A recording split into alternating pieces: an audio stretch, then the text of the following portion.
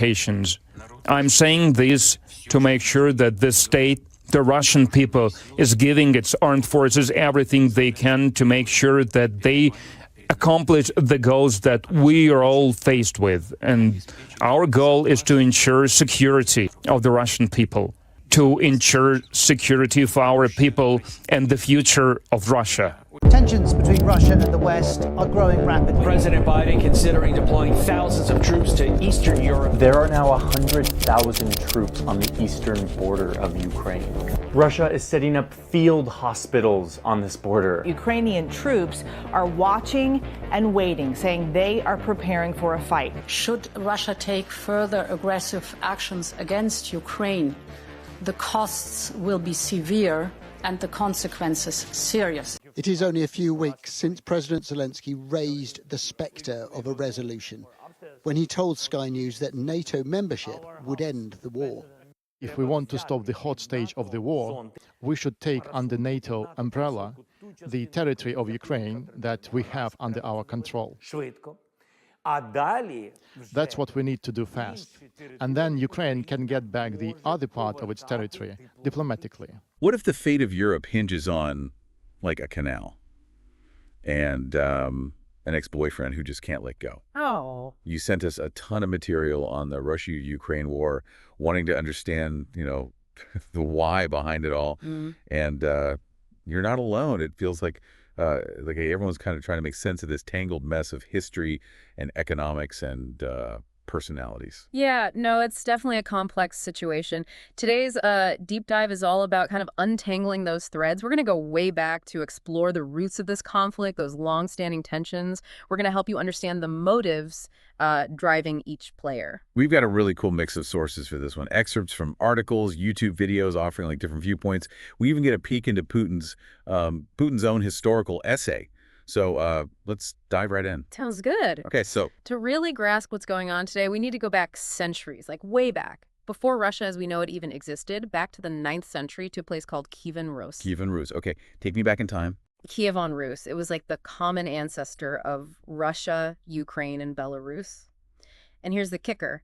It was centered in Kyiv, the very city at the heart of the conflict. So the place that Putin's trying to conquer was once the heart of the civilization that Russia claims to descend from. That's a pretty ironic twist, isn't it? Yeah, it really is. I mean, Putin uses this shared heritage to kind of justify his actions, but it's a very selective reading of history, you know? You have to remember that Ukraine had its own distinct development after Kyivan Rus. It wasn't just waiting around to be reunited with Russia. Right, so there's more to the story than just brotherly nations, right? Yeah. But to understand that more, we need to look at how Russia and Ukraine actually interacted over the centuries. And I'm guessing it wasn't all sunshine and roses. Definitely not. I mean, think about this. Most of modern-day Ukraine was under Russian or Soviet control for a staggering 337 years. That's from 1667 to 1991. Well, longer than the United States has even existed. Wow, that's a long time to be under someone else's thumb. It helps me understand why Putin might feel a sense of ownership over Ukraine, even if it doesn't justify his actions, right? Exactly. That long history of domination, combined with the forceful Russification of Ukraine. Things like relocating Tatars, repopulating with Russians, and suppressing Ukrainian language and culture, all of that contributed to Putin's mindset. It's like he's trying to rewrite history to fit his own narrative. But then, in 1991, everything changed. The Soviet Union collapsed, and Ukraine finally gained its independence. It must have felt like a seismic shift, both for Ukraine and for Russia. Absolutely. And for Putin, the collapse of the Soviet Union was a personal tragedy. He famously called it the greatest catastrophe of the 20th century. Wow, that's a pretty strong statement. I mean, World War II happened in the 20th century. The Holocaust happened in the 20th century. What makes the Soviet collapse so significant for him? It goes beyond, simple nostalgia for the Soviet era. For Putin, the collapse represents a loss of power and prestige for Russia. He sees the Soviet Union as this great power, and its disintegration just shattered that image. So it's about wounded pride, but also about power, right? He saw the Soviet Union as this dominant force, and its collapse left a void that he's been trying to fill ever since. That's a really insightful observation. And in the immediate aftermath of the collapse, things got really interesting. Boris Yeltsin, Russia's first post-Soviet leader, actually considered joining NATO. Wait, what? The guy who was supposed to be the West's new best friend considered joining the very alliance that Putin sees as a threat. Why would he do that? Well, Yeltsin saw joining NATO as a way to integrate Russia into the Western world, both economically and politically. He wanted Russia to be part of the club. Part of the club. So what happened? Did NATO reject him? Yeah. NATO wasn't ready to accept Russia as a member. They saw Russia, even under Yeltsin, as this potential threat. They just weren't willing to take that risk. Looking back, that rejection seems like a missed opportunity, Almost like the West pushed Russia away, contributing to the tensions we see today. It's a perspective worth considering, and it's during this period that Putin really starts to develop this view of the West as a hostile force, meddling in Russia's backyard. But there's another event from 1991 that has massive implications for the current conflict. Okay. Ukraine inheriting a massive nuclear arsenal from the collapsing Soviet Union. Ukraine had nukes? That seems like a recipe for a disaster. It certainly raised concerns in the West. Imagine a newly independent country with this history of being dominated by Russia suddenly possessing the world's third largest nuclear arsenal. Yeah, that's a terrifying thought. What happened to those weapons? This is what leads us to the Budapest Memorandum in 1994. Ukraine agreed to give up its nuclear weapons in exchange for security guarantees from Russia, the US, and the UK. So they traded nukes for promises? Didn't really work out so well for them, did it? That's a major point of contention today. Ukraine feels betrayed by those broken promises, especially after Russia's actions in Crimea and the Donbass. And it has really profound implications for any future attempts at, nuclear disarmament. Absolutely. It's like a cautionary tale. Yeah. Why would any country give up its nukes if it can't trust security guarantees from, powerful nations? Mm-hmm. But let's shift gears for a moment. Putin takes over in 2000. How did the West handle this former KGB agent? Interestingly, in the beginning, Putin also expressed interest in joining NATO. He, like Yeltsin, wanted Russia to be treated as, an equal partner on the world stage. So both Yeltsin and Putin saw NATO membership as a way to secure Russia's place in the world. It seems like a recurring theme, but one that the West consistently rejected. That's right. And these repeated rejections likely fueled Putin's perception of the West as a threat. But things really start to heat up with what are called the color revolutions in former Soviet states. These pro-democracy uprisings shook Putin to his core. You mentioned these color revolutions were kind of a turning point. Can you explain what they were and why Putin hated them so much? Sure. The color revolutions were a series of pro-democracy uprisings in former Soviet states, like Ukraine and Georgia, often supported by Western organizations, including the U.S. government. They were seen as this direct challenge to Russia's influence in the region. Okay, I see how Putin wouldn't be thrilled about people in his, quote, sphere of influence demanding democracy. But were these movements genuinely organic, or was the West, pulling the strings? That's where things get murky. The West framed their involvement as, supporting democracy and freedom, but Putin saw it as this deliberate attempt to undermine his government, to weaken Russia's position. It plays into his narrative of a West that's constantly trying to encircle and contain Russia. So it's all about perspective. One side's support for democracy is another side's meddling and regime change.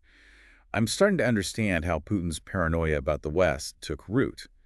But you included some information about George Soros and the National Endowment for Democracy, NED, being involved in these revolutions. That seems like a pretty controversial claim.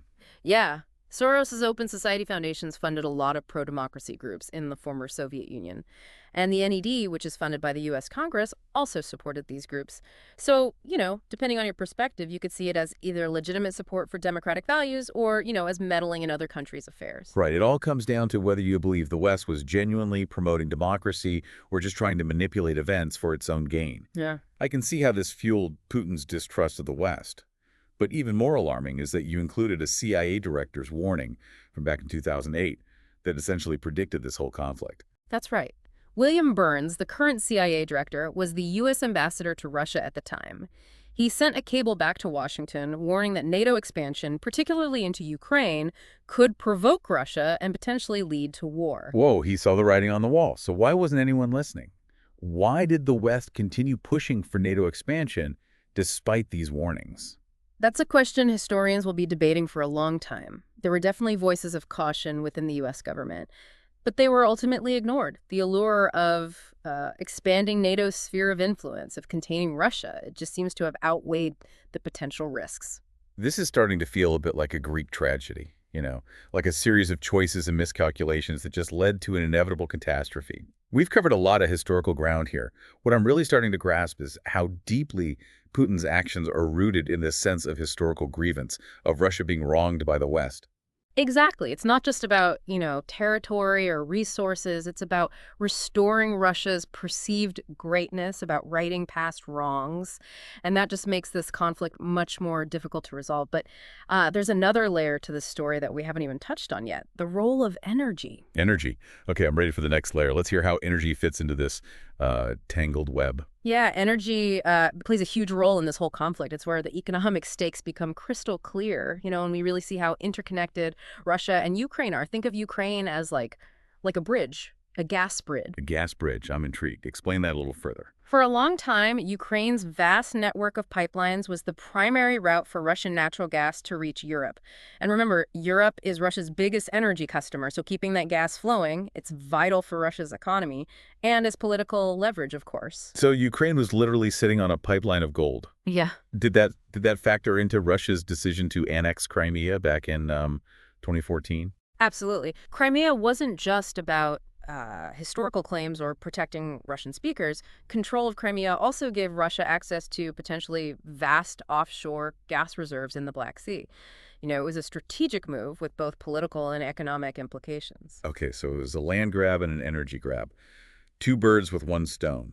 But speaking of grabbing things, you mentioned a canal at the beginning of this whole deep dive. How does a canal fit into all of this?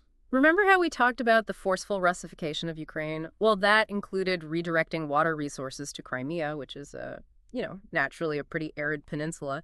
The canal you're referring to, it was built by the Soviets to supply Crimea with fresh water from the Dnieper River, which flows through Ukraine. So Crimea was essentially dependent on Ukraine for its water. Right. That adds a whole new layer of complexity to the situation. It does. And after the annexation, Ukraine just shut off the flow of water through that canal, cutting off Crimea's main source of fresh water. It created this really desperate situation for the people living there and just highlighted how intertwined these two countries really are despite their political differences. Wow, that's a powerful image. A literal water war playing out alongside the larger conflict. But here's where things get really mind-blowing. One of the sources you sent claimed that Ukraine might have the 14th largest gas reserves in the world. Is that even possible? It's true. Back in 2012, there was this major discovery of shale gas reserves in Ukraine. Estimates suggested they could be, massive, potentially rivaling some of the world's biggest energy producers. So Ukraine could have become a major player in the global energy market, competing directly with Russia. Yeah. No wonder Putin was feeling threatened. Exactly. If Ukraine had successfully developed those reserves, it would have completely changed the energy landscape of Europe. Russia would have lost its monopoly on gas supplies, and Ukraine would gain significant economic and political clout. That's a game changer. Suddenly, Putin's actions start to make a lot more sense, from his strategic perspective. He couldn't afford to let Ukraine become an energy powerhouse. It's like he was playing a game of chess, trying to outmaneuver the West and maintain Russia's dominance. That's a great analogy. And to understand Putin's moves, we need to look at his key demands leading up to the 2022 invasion. These demands reveal a lot about his, intentions and his strategic calculations. Okay, what were his demands? What was he trying to achieve? Well, Putin laid out three main demands. First, a guarantee that Ukraine would never join NATO. Second, the removal of NATO military infrastructure from Eastern Europe. And third, a freeze on NATO expansion, meaning no more new members. Those are some pretty bold demands. It seemed like he was deliberately setting the bar incredibly high, almost daring the West to say no. Exactly. Putin knew those demands were non-starters for the West. It was a calculated escalation of tensions, almost designed to create the stalemate. So he was essentially forcing a confrontation. Was this all part of some grand plan, or was he just reacting to perceived threats? It's hard to know for sure what was going on in Putin's head, But it's interesting to compare the lead up to the 2022 invasion with the annexation of Crimea back in 2014. In 2014, there was a lot of Russian propaganda justifying the annexation, but in 2022, there was very little of that.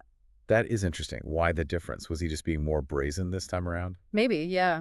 Or perhaps he knew he was crossing this red line and didn't even bother trying to justify it. It's almost like he was saying, this is happening and there's nothing you can do to stop me.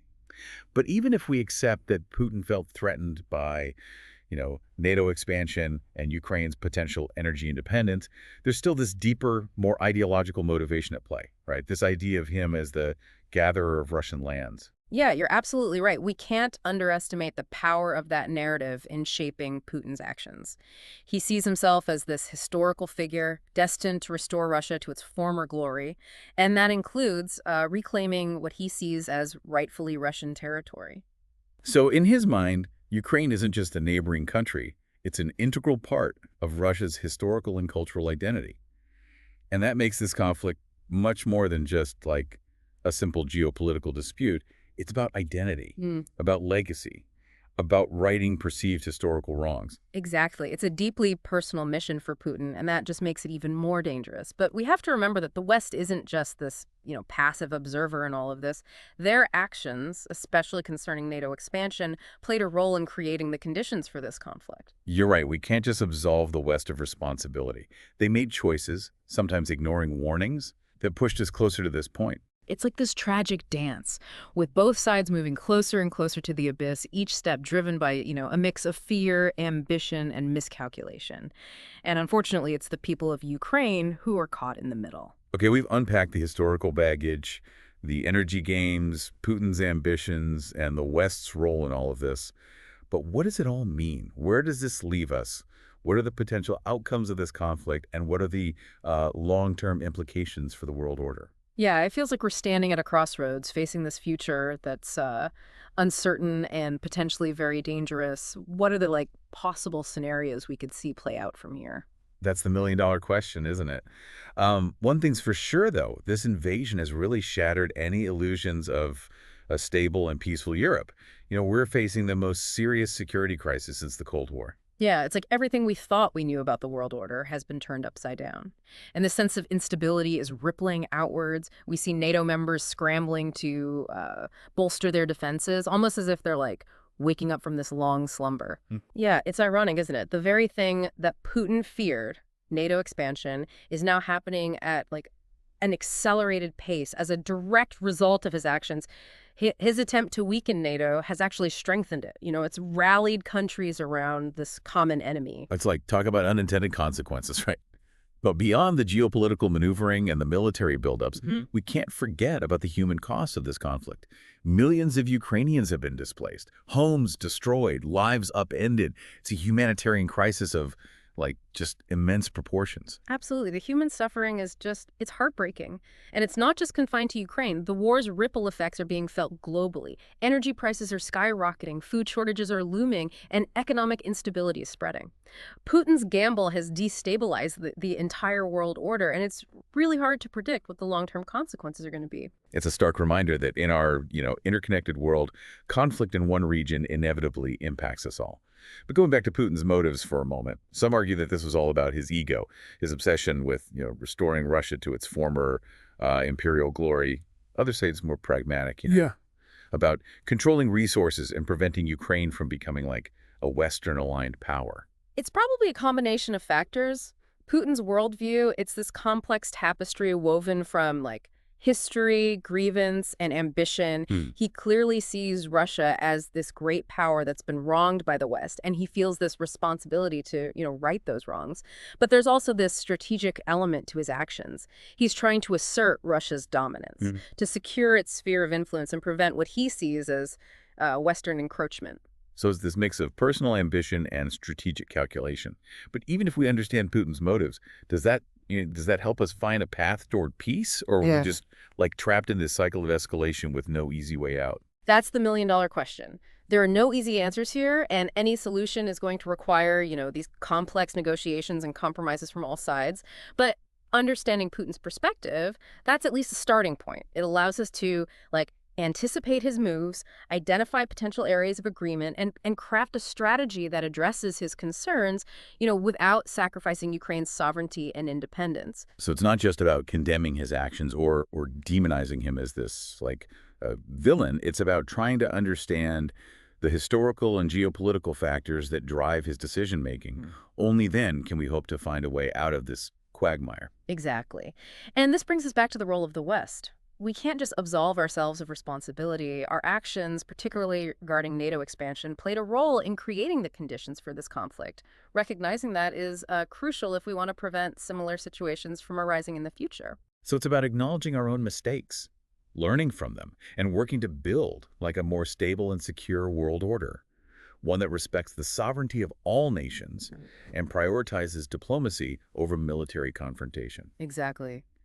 This conflict has really exposed just how fragile the current world order is and the urgent need for a new approach to international relations, one that emphasizes, cooperation, dialogue, and this shared commitment to peace. This has been a truly eye-opening deep dive. It's really helped us understand, the historical baggage, the strategic calculations, and the human stories that are driving this conflict.